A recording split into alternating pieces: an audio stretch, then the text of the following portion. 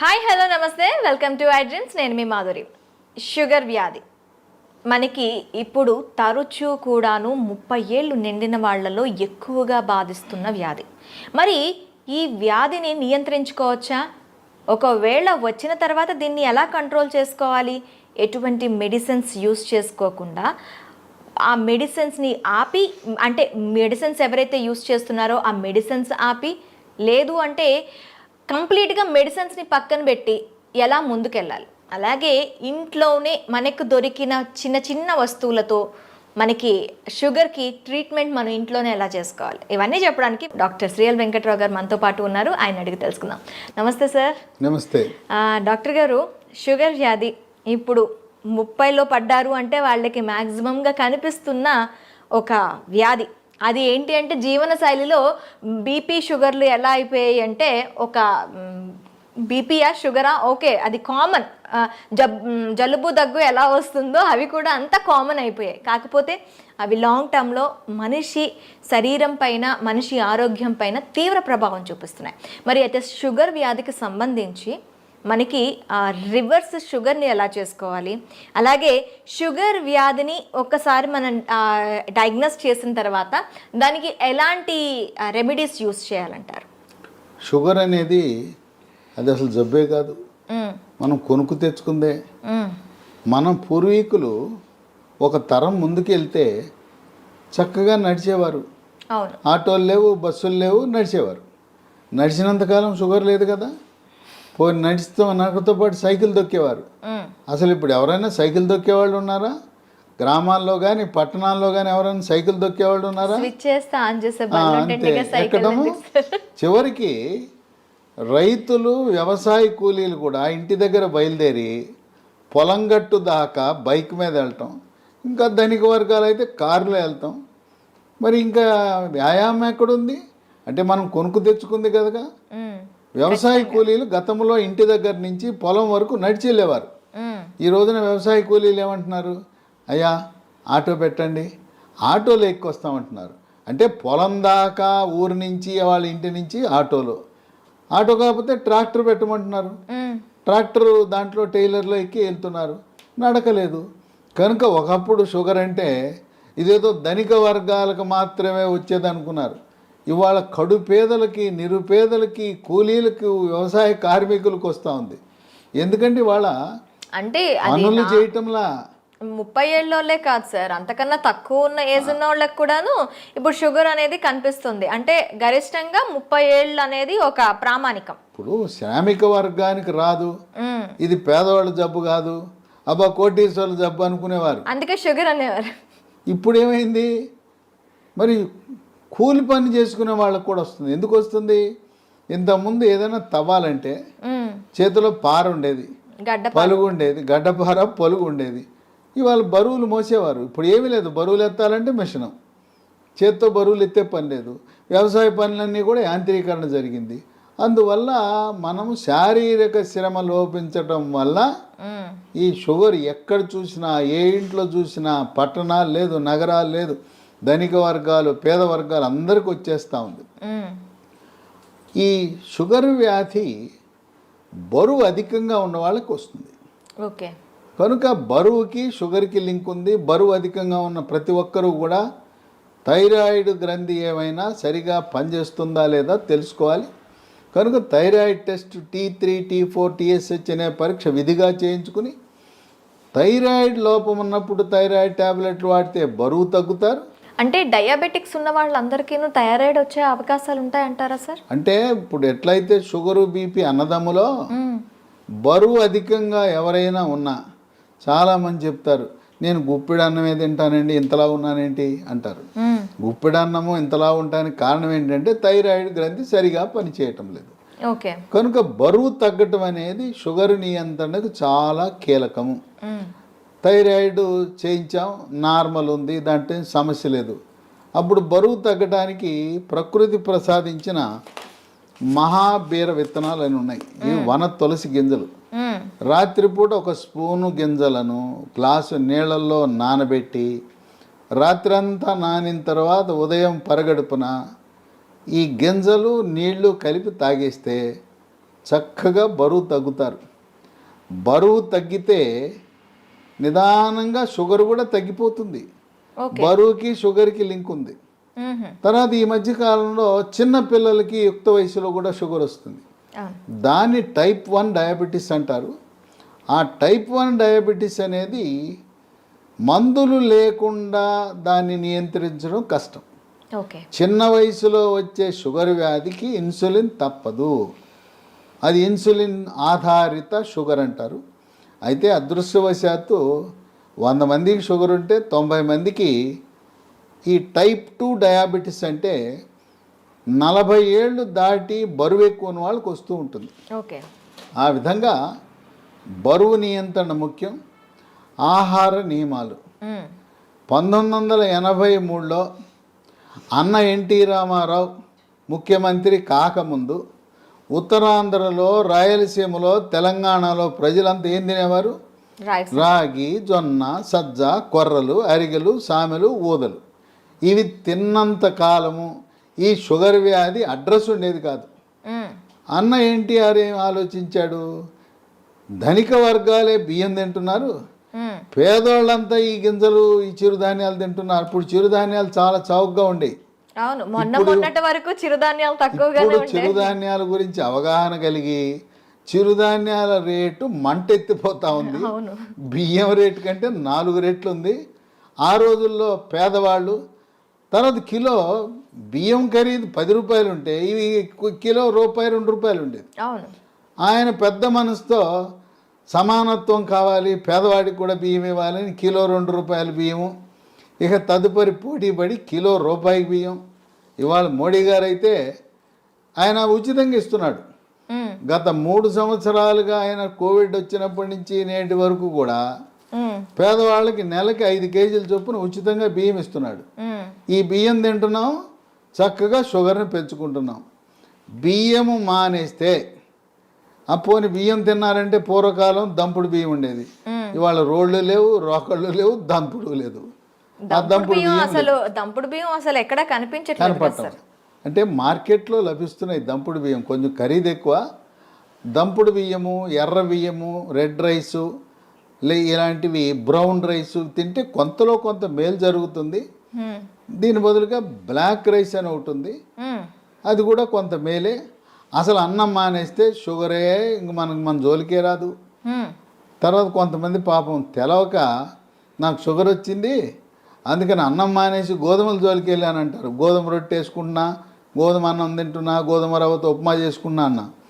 గోధుమల వల్ల షుగర్ ఇంకా పెరిగిపోతుంది. అన్నములో, వరి అన్నములో ఉండే పిండి పదార్థం కంటే గోధుమలో రెట్టింపు ఉంది. కనుక మనకి 2 శత్రువులు ఉండారు. దక్షిణ భారతంలో మనం తినే వరి అన్నము, ఉత్తర భారత వాసులు తినే గోధుమలు. ఈ 2 మన దేశంలో ఎక్కువ మంది తినేది ఇదే. పేద, ధనిక అన్ని వర్గాలు తినేది.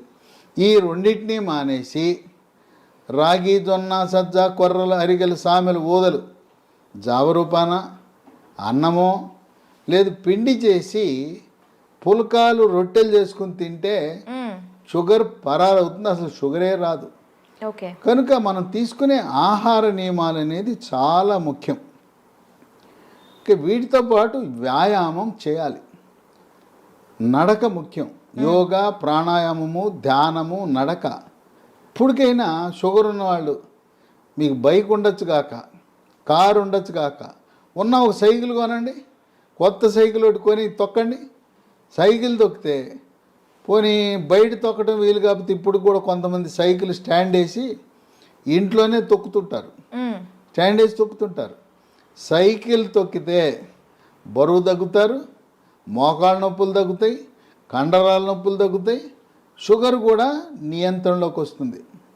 మన ఇంట్లో వాషింగ్ మెషిన్ ఎట్లా ఉంటుందో బట్టలు ఉతికే మెషిన్, టీవీలు ఉంటాయి, గేజర్ ఉంటుంది, అట్టాగే వెయింగ్ మెషిన్ కూడా ఉండాలి.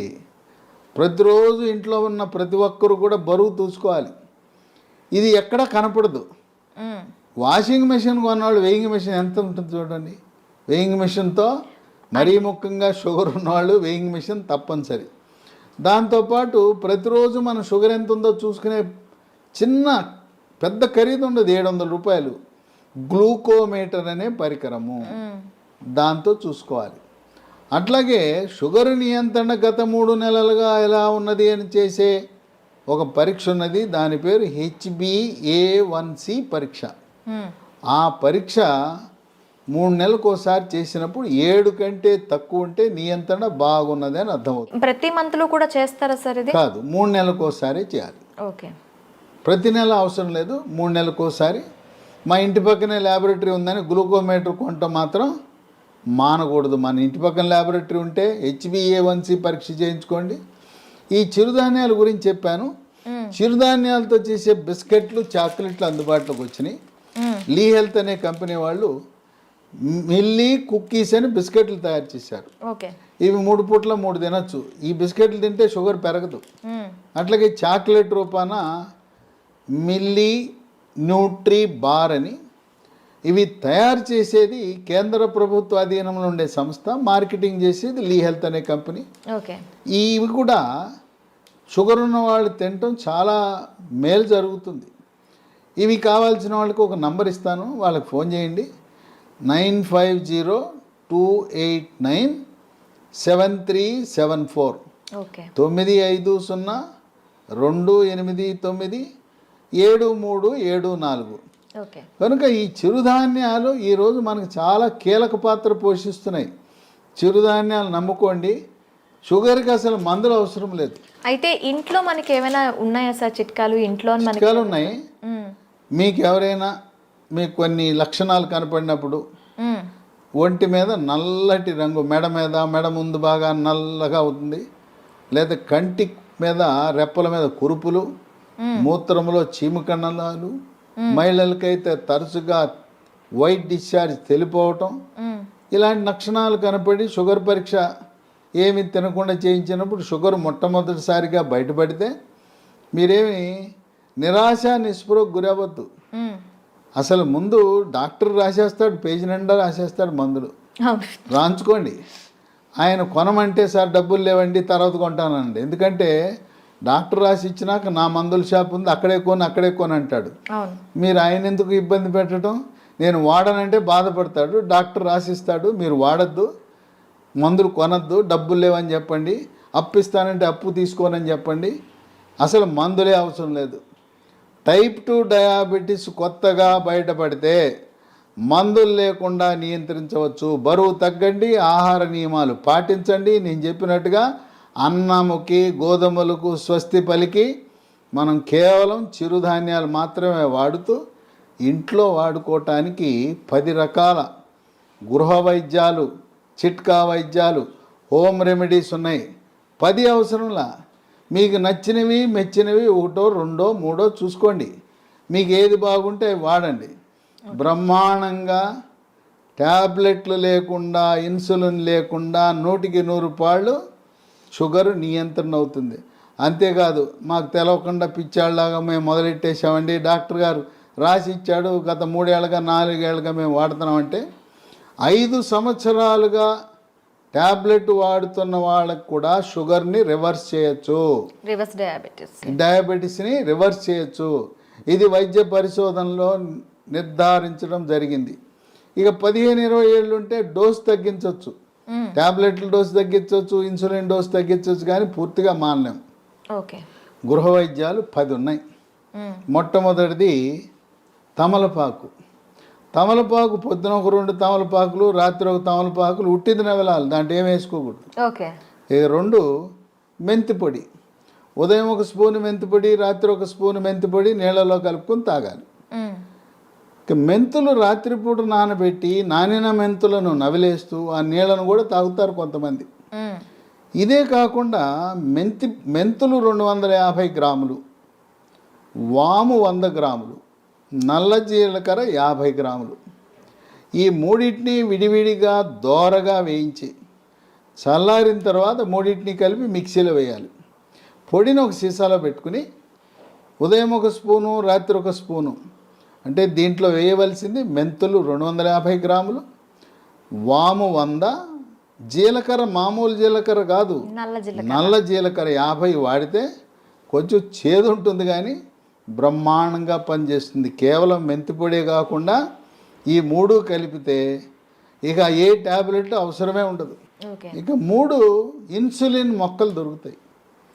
ఉదయం 1 కానీ 2 కానీ మీ అవసరాన్ని బట్టి గ్లూకోమీటర్ పరీక్షను బట్టి ఉదయం 1, 2 ఆకులు, రాత్రి 2 ఆకులు నవిలేయటమే. ఇంట్లో మొక్కలు పెట్టుకోండి, కుండీలో కూడా పెట్టుకోవచ్చు. ఓకే. నేల లేకపోయిన వాళ్ళు, అపార్ట్మెంట్ వాళ్ళు కూడా కుండీలో పెట్టుకోండి, ఇన్సులిన్ మొక్కను పెంచుకోండి. అవి మీ షుగర్ని నియంత్రిస్తాయి. ఇక 4 మన గ్రామాల్లో ఎక్కడ చూసినా జామ ఆకులు ఉంటాయి, జామ చెట్లు ఉంటాయి. జామ ఆకులు ఒక 8 ఆకులు తీసుకుని ఓ 1/2 లీటర్ నీళ్ళు తీసుకుని దాన్ని గ్యాస్ స్టవ్ మీద పెట్టి మూత పెట్టి సిమ్లో పెట్టి 1/2 గంట కాయాలి.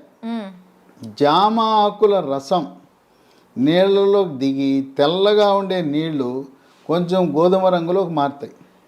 అవి ఉదయము రాత్రి జామ ఆకుల ఈ రసాన్ని తాగితే బ్రహ్మాండంగా నియంత్రించబడుతుంది.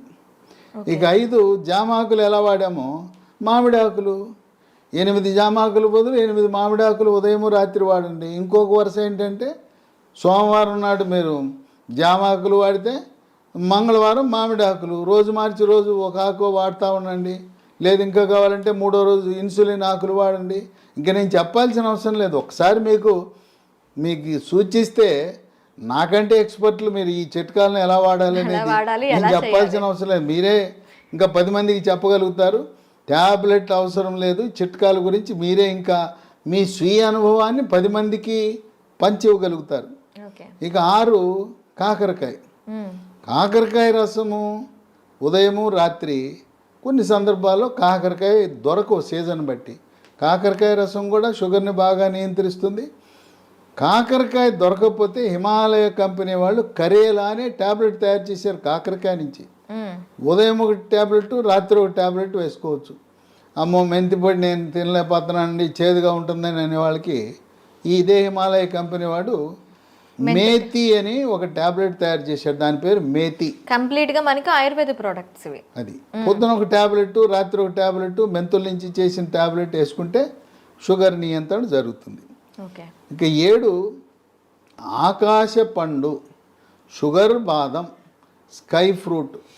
ఇవి భారతదేశంలో లక్షలాది మంది వాడుతున్నారు. ఇదేంటి ఆకాశ పండు అని పేరెట్టారు ఎందుకంటే పెద్ద చెట్టు 100 అడుగులు ఎత్తి పెరుగుతుంది. దీనికి కాయ రాగానే కాయ నేలంక చూడకుండా పైకి చూస్తుంది. ఆ కాయ పైకి చూస్తుంది కనుక దీని ఆకాశం వెంక కాయ చూస్తుంది కనుక ఆకాశ పండు అని. ఇది షుగర్ని తగ్గిస్తుంది కనుక షుగర్ బాదం అని పెట్టారు. ఇవి గింజలు లభిస్తాయి. 2 గింజలు, పొద్దున 1 గింజ, రాత్రి 1 గింజ. ఆకాశ పండు యొక్క గింజ పై నుండే గోధుమ రంగు పొరను తొలగించి తెల్లగా ఉంటుంది లోపలికి. ఆ గింజని ట్యాబ్లెట్ మింగినట్టు మింగాలి. అది ఏమన్నా నవిలారా, కషాయమే. అంత చేదు అధికంగా ఉంటుంది. దీనివల్ల అనేక మంది ప్రయోజనం పొందారు. ఇక 8 పన్నీర్ పూలు విత్తనాలు అని ఉంటాయి. వీటిని 15 విత్తనాలు రాత్రిపూట 1 గ్లాసు నీళ్ళలో వేసి నానబెట్టాలి. పొద్దున్నే చింతపండు నుంచి మనం పులిహార చేసుకోవడానికి చింతపండు రసం ఎలా తయారు చేస్తాం, పిసుకుతామా, అలా గింజలను పిసికేస్తే రసం వస్తుంది. రసం వచ్చిన తర్వాత వడపోసి ఆ నీళ్లు తాగితే బ్రహ్మాండంగా పన్నీర్ పూలు ఈ రసంతో కూడా షుగర్ నియంత్రణ బాగా జరుగుతుంది. 9 పనస పొడి. దోరగా పండింది, పచ్చిదేమో పనస పండు ఆకుపచ్చ రంగు, పండితే పసుపు రంగు ఉంటుంది. మధ్యస్థంగా ఉండే పనస పండు తొనలని వాటిని గింజ తీసి తొనలు ముక్కలు ముక్కలుగా చేసి ఆ తొనల ముక్కలను ఎండబెట్టి పొడి చేసి ఉదయము మధ్యాహ్నము రాత్రి ఒక్కొక్క పూట 30 గ్రాముల చొప్పున టిఫిన్లోను అన్నంలోను 3 పూట్ల వాడితే ఇవి ట్యాబ్లెట్ లాగా పనిచేస్తాయి. పనస పొడి మాకు ఈ ఓపిక లేదండి, పనసకాయలు తెచ్చుకోలేము, ఎండబెట్టుకోలేమనే ఒకరికి అమెజాన్లో ఇది దొరుకుతుంది. దీన్ని జాక్ ఫ్రూట్ అంటారు. జాక్ ఫ్రూట్ 365 అనే బ్రాండ్తో పనస పొడి లభిస్తుంది. అది కొని వాడుకోవచ్చు. ఇక 10 వేప చెట్లు ఎక్కడ పడితే అక్కడ ఉంటాయి. వేప ఆకులు, వాటిని ఆకు నుంచి బెరడు నుంచి వేరు వరకు కూడా వేప ఆకుల వినియోగం. ఉదయము రాత్రి వేప ఆకులు నవిలేస్తే, అంటే ఇక్కడ మనం ఒకటి గమనించాలి, షుగర్ తీగా ఉంటుంది కదా, దానికి తీయటి జబ్బు మనకు వచ్చింది, మన విరుగుడు ఏమేస్తున్నాం, చేదేస్తాం. తీయడానికి తీయని జబ్బుకి చేదు మందులు వేస్తున్నాం, చేదు చిట్కాలు వాడుతున్నాం. చూడండి, అన్నీ కూడా ఏది చూసినా చేదు కషం. అదేమో షుగర్ జబ్బు, షుగర్ని తీపిని చేదుతో విరుగుడు విధంగా మనం చేస్తున్నాం. కనుక షుగరు వచ్చిందని ఏమీ దిగులు పడద్దు. మీ యొక్క వైవాహిక జీవితానికి కానీ పిల్లలు పుట్టడానికి కానీ ఎటువంటి ఇబ్బంది ఉండదు. కొంతమందికి ఒక అనుమానం ఉంటుంది, అమ్మాయికి చిన్న వయసులోనే షుగర్ వచ్చిందంట, పెళ్లి చేసుకుంటే నా వారసులు పుడతారో లేదో అని అనుమానం ఉంటుంది. చిన్న వయసులో టైప్ 1 డయాబెటీస్ వచ్చిన మగవ పిల్లలు కానీ ఆడపిల్లలను కానీ ఎటువంటి సంకోచము లేకుండా వివాహం చేసుకోవచ్చు. ఓకే. సంసార జీవితానికి కానీ పిల్లలు పుట్టడానికి కానీ ఎటువంటి ఆటంకము కాదు. చిన్న వయసులో ఉంటే ఇన్సులిన్ కావాలి, పెద్ద వయసులో బయటపడితే మన ఆహార నియమాలు, గృహ వైద్యాలు, బరువు తగ్గటము, వీటితో సంపూర్ణంగా నియంత్రించవచ్చు. ఈ వీడియోని 10 మందికి షేర్ చేయండి. ఈ సమాచారం మీలోనే దాచుకోకుండా మీ సోషల్ మీడియా ద్వారా, మీ వాట్సాప్ ద్వారా, మీ స్నేహితులకు, బంధువులకి, తెలిసిన వాళ్ళందరికీ కూడా దీన్ని షేర్ చేసి దీన్ని పంపించి అందరూ దీనివల్ల ప్రయోజనం పొందేలా ఒక సందేశం వెళ్ళాలి. షుగర్ వ్యాధి ఉంటే దిగులు చెందవద్దు, షుగర్ వ్యాధిని చేదు వస్తువులతో మనం తిప్పి కొట్టచ్చు అనే సందేశం సమర్థవంతంగా మనం ప్రచారం చేద్దాం. Okay sir, thank you very much. చూసారు కదా, ప్రతి ఇంట్లో కూడా షుగర్ బారిన పడి బాధపడుతున్న వాళ్ళు చాలామంది ఉంటారు. వాళ్ళందరికీ కూడాను ఈ సమాచారం అనేది ఖచ్చితంగా అందాలని ఐ డ్రీమ్ తరపున కోరుకుంటున్నాం. మరొక అంశంతో మీ ముందుకు వస్తాం. Stay with us.